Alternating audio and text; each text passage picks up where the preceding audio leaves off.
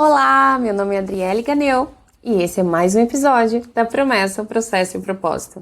Porque se tem vida, tem celebração. Oi, pessoal, como é bom estar aqui hoje com vocês. E eu tenho uma novidade quentinha que eu quero compartilhar com vocês aqui hoje, dos recebidos dessa semana. O livro chegou. Pela primeira vez eu tô segurando ele na minha mão, tô sentindo cheirinho de livro novo.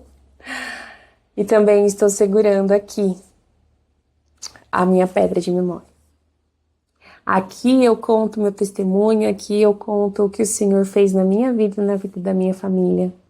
E aqui também tem uma palavra poderosa do Senhor para o seu momento, para a sua vida, para a sua estação. O Senhor tem me falado muito que as pessoas que lerem esse livro vai ser um livro de refrigério. Aqui nesse livro não tem nada de novo. Não estou trazendo para vocês uma fórmula mágica ou descobrindo algo que é extraordinário. Aqui tem a palavra de Deus. Mas a palavra de Deus contada de uma perspectiva de quem passou pelo processo, por quem ouviu a promessa, por quem está passando por um cumprimento desse propósito, para quem está vendo ele começando a ser moldado, alguns propósitos, alguns milagres sendo realizados. Então, assim, eu comecei a parar para pensar qual a diferença que tem nesse livro. A diferença é que cada palavra aqui está carregada de amor. Cada palavra nesse livro aqui está carregada de propósito. E cada palavra desse livro aqui está carregada de uma pessoa que não desistiu. E não é porque eu não desisti porque eu sou boa, porque eu sou forte, ou porque eu consigo. Eu não desisti. Porque eu fui para Deus. Eu confiei num Deus aonde Ele me disse: ei, filha, vem para mim. Eu tô aqui. E nesse momento, quando eu estava conversando com o Senhor sobre, Pai, o que eu vou falar para essas mulheres? O que eu vou dizer? O que eu vou dizer para essas pessoas, Pai? E aí, eu peguei o livro e comecei a ler e ele começou a tocar muito forte no meu coração. Sabe aquele conselho que você recebeu? Multiplica. Eu recebi um conselho que para mim foi um conselho que me auxiliou num momento muito difícil da minha vida. Para quem não sabe, o Benjamin, ele tem um diagnóstico de autismo e ele estava tendo muitas crises. Então eram dias assim, onde eu estava muito cansada, eu estava muito exausta, eu não sabia o que fazer, eu pensava em desistir, eu não estava entendendo nada, eu não sabia mais nem quem eu era, nem o que eu estava fazendo de errado. E aí, nesse tempo, eu lembro que eu chorava muito. O Benjamin começou a ter muitas crises, e as crises do Benjamin, ele batia a cabeça muito forte, seja no chão, seja na parede. E aí a gente não podia deixar que isso acontecesse, porque o risco de traumatismo craniano existia ali. E aí a gente tinha que estar alerta o tempo todo. Era 24 horas ali, a gente não pregava o olho, porque ele também não dormia, porque o Benjamin tinha distúrbio de sono. Então, assim, a gente o tempo todo em alerta, o tempo todo cansado, sobrecarregado, e eu não sabia o que fazer. Eu lembro de um dia que o Benjamin teve uma crise e eu não sabia mais o que fazer. E ele dormiu de exaustão da crise. E eu tava, assim, perdida, desesperada, não sabia o que fazer. Pedi pra minha sogra vir ficar com meu filho. Catei o carro e eu não sabia pra onde ir. Lembro que eu andei alguns quarteirões e fiquei parada. Falei, eu não sei pra onde eu vou, eu não sei o que eu faço, eu não sei pra quem que eu recorro, eu não sei o que eu ouço. Eu tava perdida, sem direção nenhuma. Completamente cansada. Completamente não sabendo mais nem o que eu tinha que fazer da minha vida, aonde que eu tava errando. Porque pra mim o pior sentimento era que eu não conseguia ajudar meu filho. Eu não sabia o que fazer pra ajudar o Benjamin, eu não sabia o que fazer pra que aquele momento ajudasse ele. E até o que eu fazia, eu não sabia se estava ajudando ou se eu estava piorando a situação. Então esse sentimento de incapacidade, ele é terrível. Parece que ele começa a corroer e destruir a gente por dentro. E aí na hora eu peguei o telefone e falei com a minha pastora. E ela falou, vem aqui. Quando eu cheguei na casa dela, eu não sabia nem falar.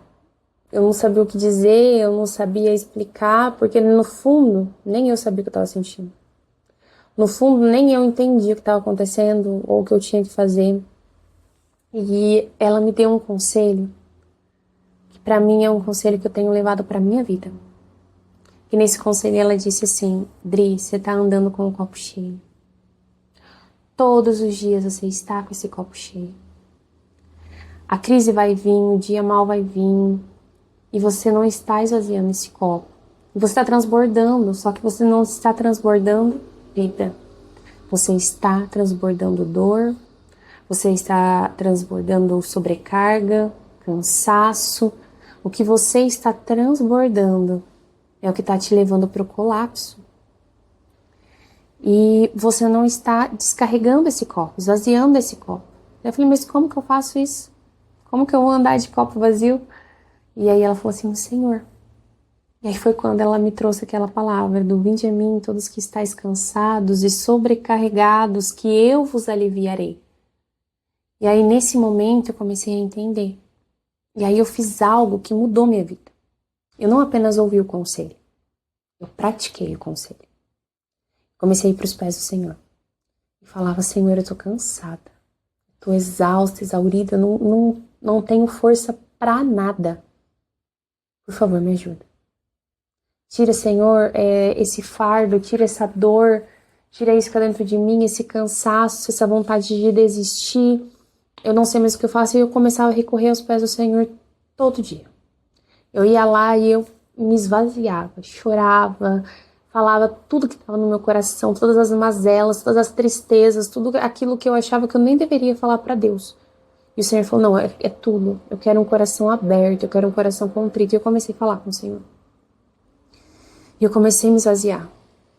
Parecia, a impressão que eu tinha que eu saía vazia realmente do meu quarto. Parecia que tinha tirado algo de dentro de mim.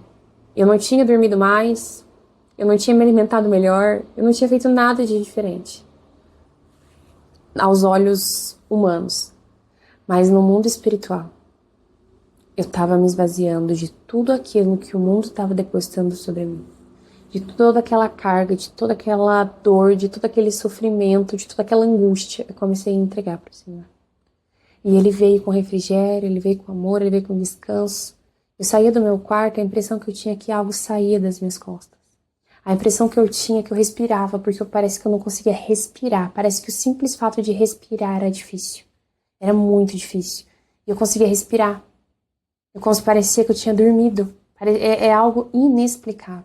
Sobrenatural. E aí, né, depois disso, as crises não parou de vir. Elas vinham. As dificuldades vinham. Um diagnóstico atrás do outro vinha. Pessoas que às vezes nos desestabilizavam, desacreditavam, vinha também. Humilhação, vinha também. Mas tinha uma coisa que estava diferente. Eu estava vazia. Vazia de tudo aquilo que me sobrecarregava. Vazia daqueles sentimentos que não era para ter no meu coração. Eu sentia, doía, muito. Não vou mentir. Doía muito. Parecia que eu estava em pedaços. Parecia que eu não conseguia nem sequer juntar os caquinhos. E esse tempo foi um tempo onde foi um tempo muito difícil. Um tempo que para mim parecia tudo escuro. Mas foi um tempo que nesse momento o Senhor me levou. Ei, vem para a palavra. É a palavra que traz cura. É a palavra que vai te curar. É a palavra que vai te dar esperança, que vai trazer luz para os seus caminhos. Confia na palavra. Porque a palavra do Senhor, assim como diz em Salmo 119, 105, que é algo que também está aqui no livro, eu quero ler para vocês porque diz assim, lâmpada para os meus pés é a tua palavra e luz para o meu caminho. Nesse momento de tristeza, de trevas, de escuridão que eu estava sentindo dentro de mim, eu comecei a lembrar das palavras do Senhor. Eu comecei a falar lembrar do que Ele tinha para mim, do que Ele já tinha me falado. Eu comecei a trazer à minha memória palavras de esperança. E aquilo começou a mudar o que estava acontecendo? Não. Começou a mudar a minha perspectiva. Começou a mudar o meu posicionamento de como eu viveria o que estava acontecendo. Começou a mudar. Começou a mudar porque eu comecei a ver os milagres do Senhor nos pequenos detalhes. Eu comecei a ver as pequenas evoluções do Benjamin que antes eu não conseguia ver. Comecei a ver o amadurecimento meu e do meu marido como casal. Eu pude vivenciar nós dois crescendo juntos como casal, amadurecendo juntos, como mãe, como pai. Eu pude ver o quanto que o Senhor começou a trabalhar no meu marido, o quanto que Ele começou a trabalhar em mim e o quanto isso estava refletindo no nosso filho. Então hoje eu quero falar para você, as festas estão aí. E às vezes o simples fato do Natal, o Ano Novo, não é motivo de celebração. É motivo de ansiedade, é motivo de angústia, é motivo de lembrar de pessoas que já se foram, é motivo de não querer viver esse mês. E aí o inimigo tenta te trazer para esse lugar. Lugar de dor, lugar de luto. Lugar onde ele fala assim, ei, desiste, você está tão cansada. E daí é onde a gente precisa se voltar para Deus. Esvaziar o nosso copo. Entregar tudo para Ele. E lembrar da palavra. Para que ela seja a lâmpada para os nossos pés. Para que nesse momento, esse mesmo conselho que eu recebi, que Ele multiplique na sua vida. Para que você possa ir lá no seu secreto e falar assim, Senhor, eu quero ser sincera, eu quero abrir meu coração, eu quero me esvaziar. Porque para mim tá difícil. Eu quero ver o Senhor nos detalhes. Eu quero lembrar da sua promessa, eu quero lembrar do que o Senhor falou para mim.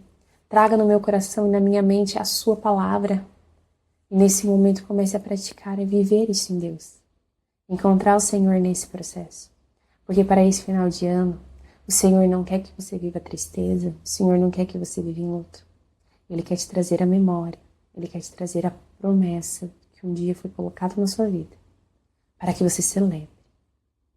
Para que você celebre não com tudo pronto, não com tudo resolvido, mas que você celebre no processo.